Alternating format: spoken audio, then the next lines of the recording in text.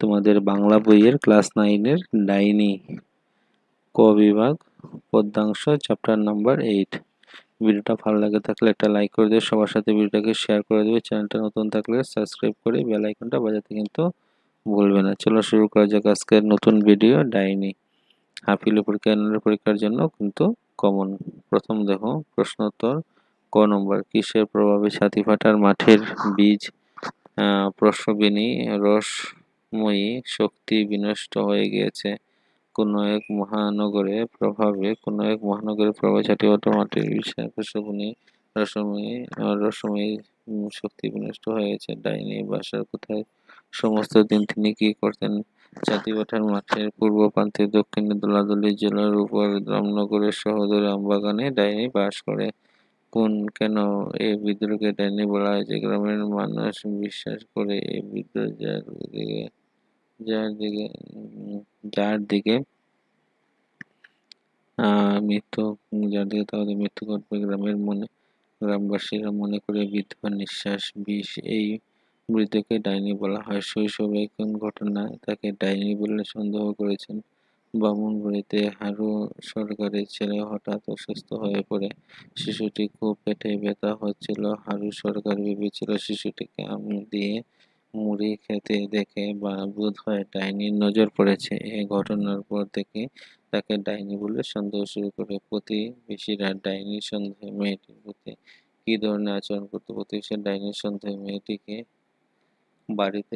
মেয়েটিকে বাড়ির বারান্দা পর্যন্ত উঠতে দিত না। বাড়ির ঢুকলে প্রহার করে তাকে তাড়িয়ে দিত। কোন বিশেষ ঘটনা মেয়েটি ডাইনি সন্দেহে গ্রাম ছাড়া করে? মেয়েটি বাড়িতে এক যুবতী তার শিশুদের সন্তানকে নিয়ে গ্রীষ্মকালে দুপুরে একটু জল খেয়ে বিশ্রাম নেওয়ার জন্য বসেছিল।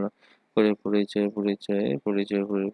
শিশুটি নিয়ে দূরে পালিয়ে যায়। মেয়েটির দৃষ্টি থেকে নিজের সন্তানকে রক্ষা করার জন্য এই ঘটনা লজ্জা নিজে গ্রাম ছেড়ে চলে।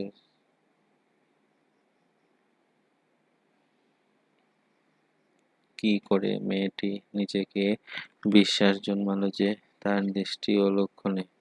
বাউরিদের ছেলেদের মৃত্যুর পর মেয়েটি নিজের বিশ্বাসে জন্ম যে তার দৃষ্টি অলক্ষণে। আর সরকারের বাড়িতে যে ঘটনা কি? সেজন্য তার মনের প্রতিক্রিয়া কি হয়েছিল? হারু সরকারের ছেলে হঠাৎ অসুস্থ হয়ে পড়ে, সেজন্য হারু সরকার মেয়েটিকে প্রহার করে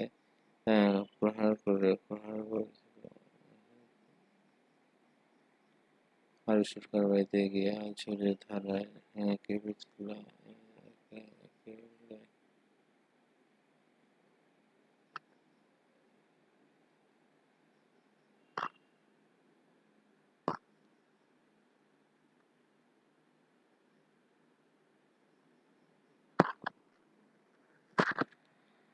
হারু সরকারের ছেলে অসুস্থ হয়ে পড়েছিল, সেজন্য হারু সরকার মেয়েটিকে প্রহার করেছিল।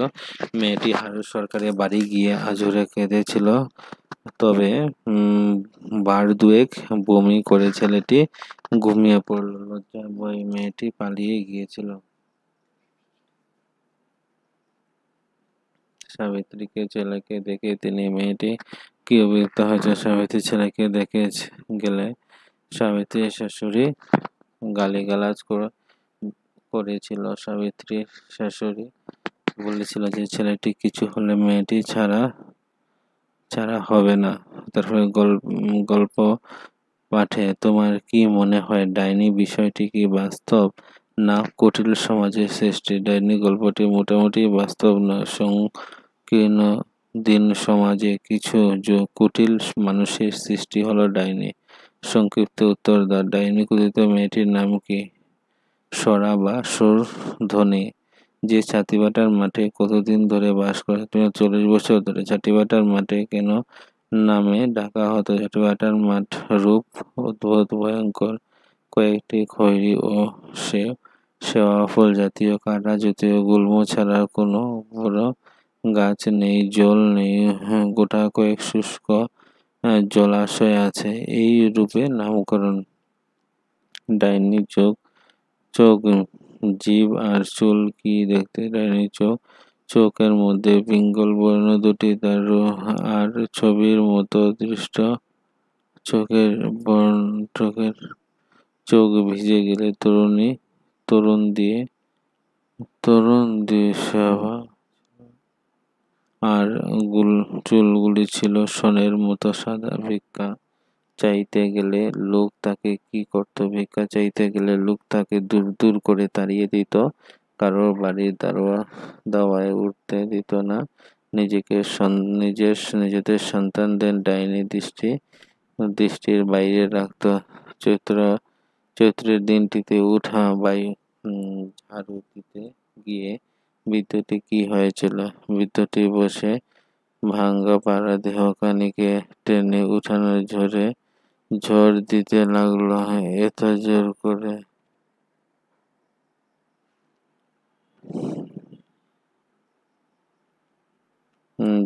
করে পাতাগুলি ফড়ফড় করে হঠাৎ সাফল্যে ভেঙে ঘুরপাকে উঠতার দ্রুত আবির্ভূত হওয়া পাতাগুলি দ্রুত পাতাগুলি বৃদ্ধ তার ঝাড়ু দিয়ে বাতাসে আকর্ষণ করতে ঘুরিয়ে খেতে ছুটে গেল মাঠে ধুলো সব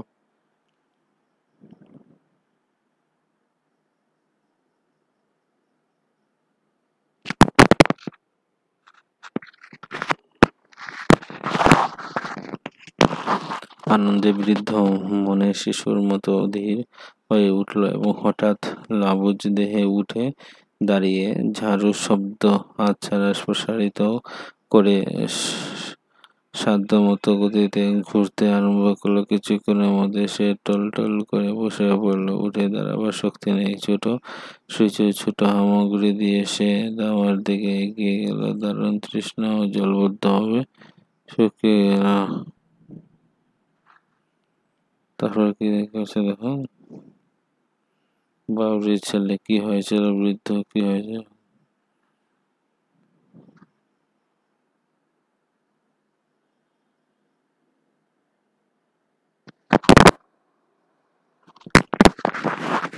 বাউরির ছেলে কি হয়েছিল? বৃদ্ধ সত্যি তার ক্ষতি চেয়েছিল? ঝর্ণার ধারে বৃদ্ধটি থেকে বাউরির ছেলে আতঙ্ক চিৎকার করে উঠে মুহূর্তে লাফ দিয়ে প্রাণপণ ছোটা আরম্ভ করলো। মুহূর্তের মধ্যে বৃদ্ধর পরিবর্তন দেখা গেল। ক্রুদ্ধ মজনী ফুলে ফুলে বারবার মোর মোর বলতে লাগলো। সঙ্গে ইচ্ছা হলো যে রাগে শোষণে রক্ত মাংস মেদ শয্যা শুকিয়ে খেয়ে ফেলে। ছেলেদের আর্তনাদ করে সে বসে পড়ে মুহূর্তে খৈরি পালিয়ে যায়। খৈরিতে পালিয়ে যায়। কিন্তু পরের দিন সারা গ্রামে ছড়িয়ে পড়লো যে সর্বনাশী ডাইনি একটি ছেলেকে বান মেরেছে। পায়ের ক্ষতস্থান থেকে প্রচুর রক্তপাত হচ্ছে, গায়ে প্রবল জ্বর। সে যেন তার মাথা ও পায়ে চাপ দিয়ে শরীরটাকে ধনুকের মতো পাকিয়ে দিয়ে দেহের রস নিয়ে নিচ্ছে।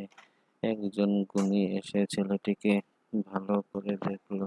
স্তব্ধ দ্বিপ্রহর বৃদ্ধ উন্মুক্ত অস্থির দেখল অধীর হয়ে নিজেকে উঠানে ঘুরে বেড়াচ্ছে।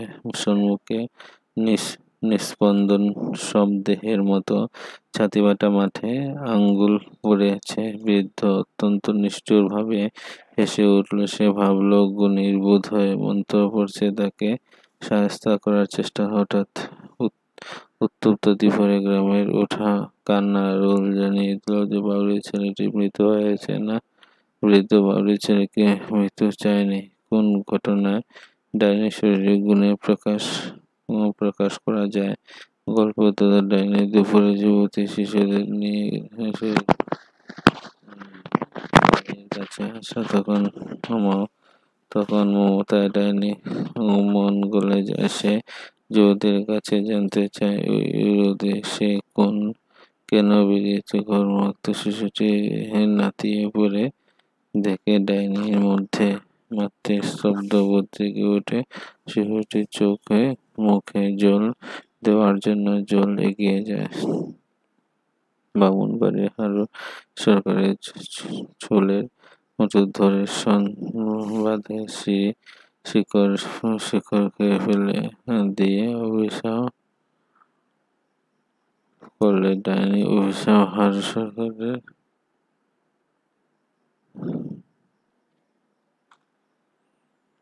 তারপর ডাইনি বলে কথিত বৃদ্ধটির শেষ পরিণতি কি হয়েছিল এটা পড়ে নেবে।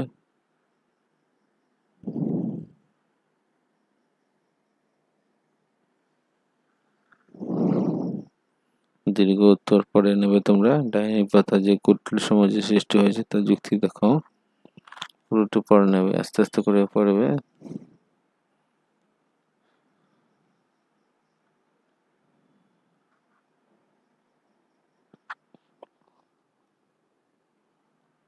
সবগুলা পড়ে নেবে। বর্তমানকালে ডাইনির প্রথা প্রচলন হয় দৃষ্টান্ত।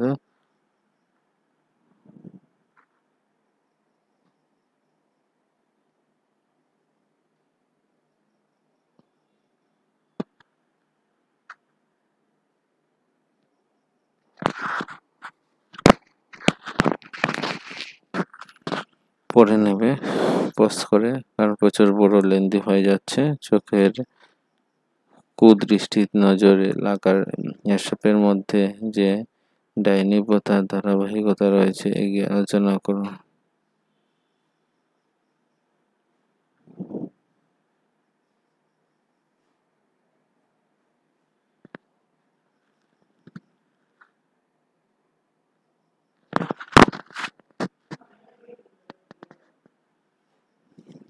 তারপরে দেখো বিপরীত শব্দ আসবে।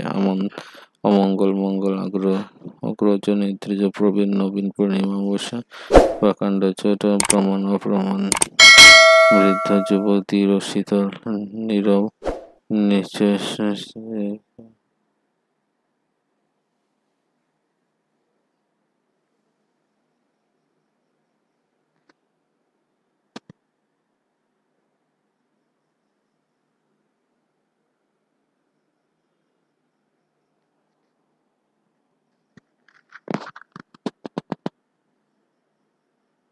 এগুলো